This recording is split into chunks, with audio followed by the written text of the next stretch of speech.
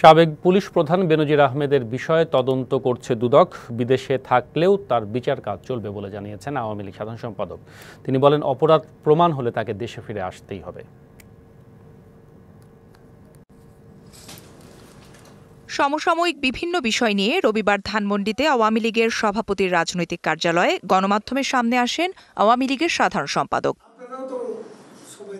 BNP ক্ষমতায় এলে অবৈধ ও পাচারের দুর্নীতি ও মহোৎসবে মেতে উঠে অভিযোগ করে ওবায়দুল কাদের বলেন, দুর্নীতির অভিযোগ প্রমাণিত হয়েছে এমন কাউকেই সরকার দায়মুক্তি দেয়নি। ৭৫ পরবর্তীকালে কোনো সরকার দুর্নীতিবাজদের বিরুদ্ধে ব্যবস্থা নেওয়া সৎসাহস দেখাতে পারেনি। শেখ হাসিনা সরকার সেটা দেখিয়েছে। কথা বলেন সাবেক পুলিশ প্রধান বেনজিরের প্রসঙ্গেও।